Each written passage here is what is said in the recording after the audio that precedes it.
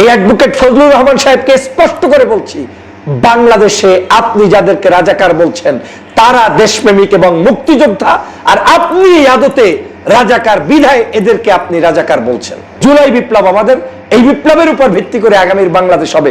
সহ্য হইলে বাংলাদেশে থাকো ফজলুর রহমান, আর অসহ্য হইলে বাংলাদেশ থেকে পালিয়ে যাও। শেখ হাসিনার আঁচলের মধ্যে গিয়ে লুকিয়ে থাকো ফজলুর, তোমাকে বাংলাদেশের জনগণ চায় না, তোমার বাংলাদেশে থাকার বিন্দুমাত্র অধিকার নেই।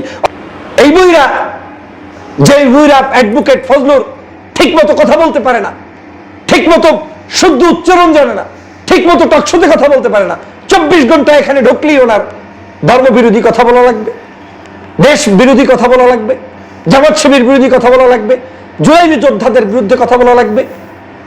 এটার কারণটা কি? এই মানুষগুলোর এই উদ্দেশ্যের কারণটা কি? উদ্দেশ্য হচ্ছে একটাই, তারা এই বাংলাদেশে আওয়ামী লীগকেই চায়। এখন যেহেতু আওয়ামী লীগকে নতুন করে আনতে পারবে না, সে কারণে আওয়ামী লীগকে কোনো একটা দলের উপরে ভর করে তাদেরকে ফেরত আনতে চায়। কত বড় টাউট ফজলুর রহমান, তিনি বলছেন 5ই আগস্ট সংগঠিত হয়েছে একটি কালো শক্তির কারণে, এবং সেই কালো শক্তি হচ্ছে জামাত শিবির, এবং ছাত্র জনতাকে তিনি আখ্যায়িত করছেন যে তারা মোটিভেটেড হয়ে ভুল পথে এই কালো শক্তি হিসেবে 5ই আগস্ট সংগঠিত করেছে। 5ই আগস্ট সংগঠিত হওয়ার কারণে দেশনেত্রী বেগম খালেদা জিয়া আজকের মুক্ত। 5ই আগস্ট সংগঠিত হওয়ার কারণে বিএনপির নেতাকর্মীরা আজকের মুক্ত। 5ই আগস্ট সংগঠিত হওয়ার কারণে বাংলাদেশের জামাত ইসলাম, ইসলামী আন্দোলন সহ বাংলাদেশের সকল রাজনৈতিক দল এখন মুক্ত। এনসিপির নেতাকর্মীরা যারা বৈষম্য বিরোধী আন্দোলনের নেতা ছিলেন তারা আজকের মুক্ত। গণ অধিকার পরিষদ মুক্ত। এরপরে যারা যত জুলুম অত্যাচারের শিকার ছিলেন সেই আলেম ওলামা পীর মাশায়েখ তারা মুক্ত। আল্লামা মামুনুর সাহেবরা মুক্ত। কিন্তু আজকের বিএনপির চেয়ারপারসনের উপদেষ্টা ফজলুর রহমান বলছেন 5ই আগস্ট সংগঠিত হয়েছে একটি কালো শক্তির কারণে, এবং এই কালো শক্তি 5ই আগস্টটাকে সংগঠিত করে ওনার একটা মহাবিপদ সংগঠিত করে দিয়ে গিয়েছে। মনে হয় যেন 5ই আগস্টটা উনি চাননি, উনি কোনো অবস্থাতেই 5ই আগস্ট চান না। কারণ ওনার যে আপন বোন শেখ হাসিনা বাংলাদেশ থেকে 5ই আগস্ট বিদায় নিয়েছে, যেটা কোনোভাবে এই ফজলুর রহমান, টাউট ফজলুর রহমান কোনোভাবে চায় না। এরা হচ্ছে রাজনীতির খয়রাতি, এরা হচ্ছে রাজনৈতিক খয়রাতি। রাজনীতিটাকে ধ্বংস করার জন্য একটি বৃহত্তর রাজনৈতিক দলে প্রবেশ করে তারপরে সেই জায়গায় বসে বসে মিথ্যাচার করছে জাতির কাছে।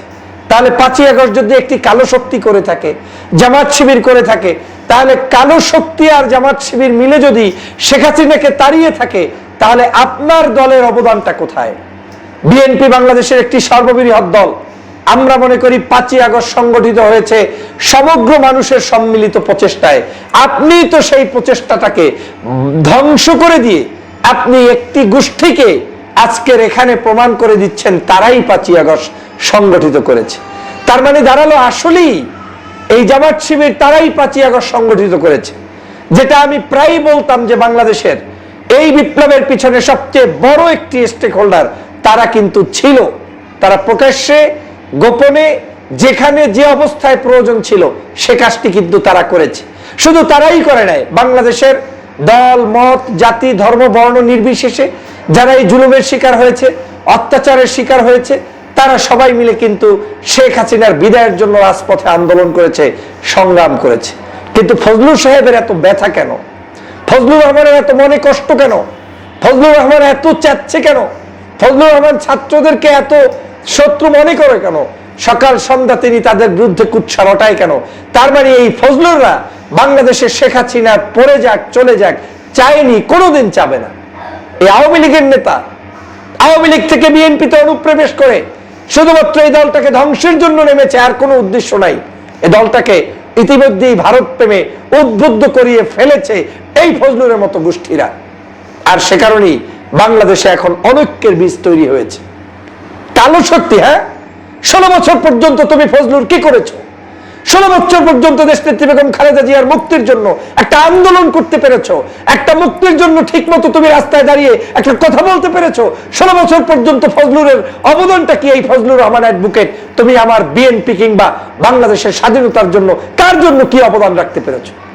ঘোড়ার ডিম কিছু পারে নাই, এখন 5ই আগস্ট বাংলাদেশে ছাত্র জনতা ঐক্যবদ্ধভাবে দেশের একটি বিজয় এনেছে, সেটাকে বলছেন কালো থাবা। হ্যাঁ, এই কালো থাবাই তোমার দরকার। বাংলাদেশের মুক্তির জন্য যদি তোমার দৃষ্টিতে হয় জামাত শিবির কালো থাবা, তাহলে এই কালো থাবার জন্যই বাংলাদেশের জনগণ অপেক্ষা করেছে 16টি বছর, যাতে করে বাংলাদেশের মানুষ মুক্তি পায়। এখন মুক্তি পেয়েছে, তোমার এত যন্ত্রণার কারণটা কি? মুক্তি পাওয়ার পরে তোমার এত অসহ্যের কারণটা কি? অসহ্যের কারণ একটাই, বাই বর্ন উনি আওয়ামী লীগ করে, ওনার শরীরের মধ্যে প্রবাহমান আওয়ামী লীগ, এই আওয়ামী লীগের দুঃখ দুর্দশা উনি দেখে সহ্য করতে পারে না। উনি পারে না শেখ হাসিনা দেশ থেকে পালিয়ে যাক, এটা শুনতে সহ্য করতে। উনি চায় আওয়ামী লীগকে পুনর্বাসন করতে।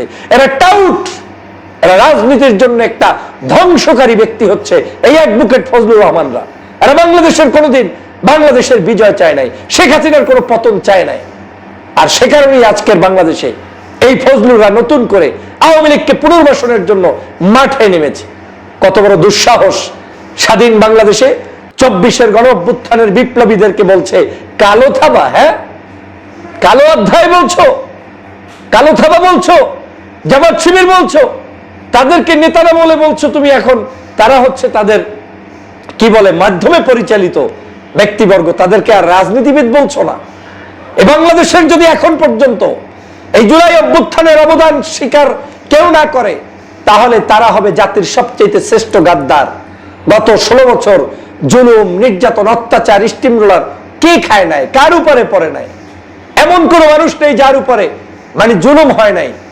এই বুইরা খাটাস, এগুলো খাটাসগুলোর উপরে ভীমরুতিতে পেয়েছে। এই বুইরা খাটাসগুলোর কারণেই গত 16 বছর পর্যন্ত এই ফজলুরের মতো বুইরা খাটাসরা থাকার কারণেই আমাদের দেশের মুক্তি হয় নাই, শেখ হাসিনার বিতাড়িত হয় নাই, এই কারণেই হয় নাই। অতএব এই খাটাসগুলো থেকে বাংলাদেশের মানুষদেরকে সচেতন হতে হবে।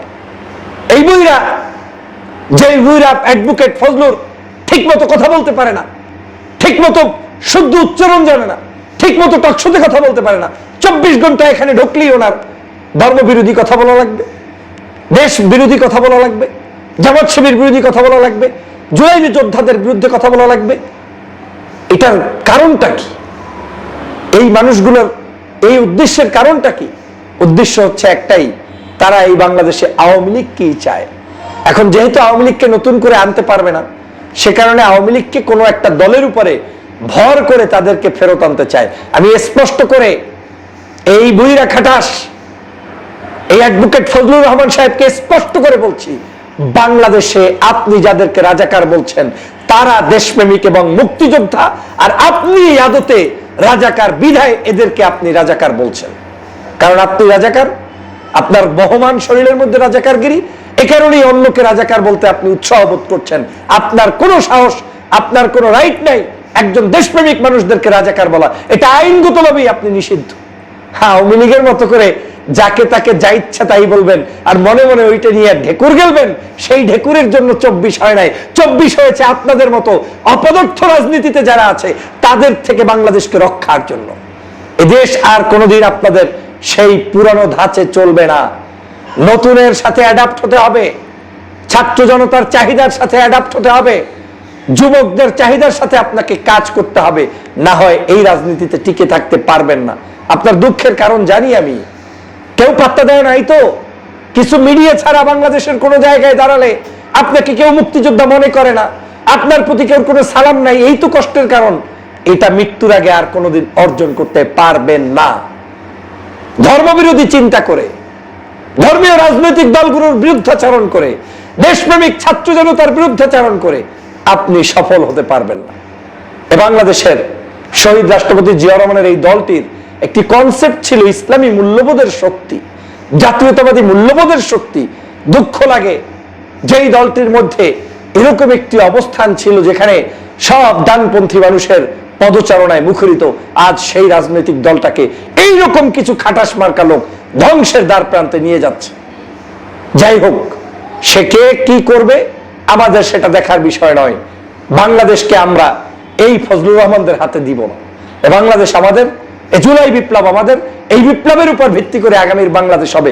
সহ্য হইলে বাংলাদেশে থাকো ফজলুর রহমান, আর অসহ্য হইলে বাংলাদেশ থেকে পালিয়ে যাও। শেখ হাসিনার আঁচলের মধ্যে গিয়ে লুকিয়ে থাকো ফজলুর। তোমাকে বাংলাদেশের জনগণ চায় না।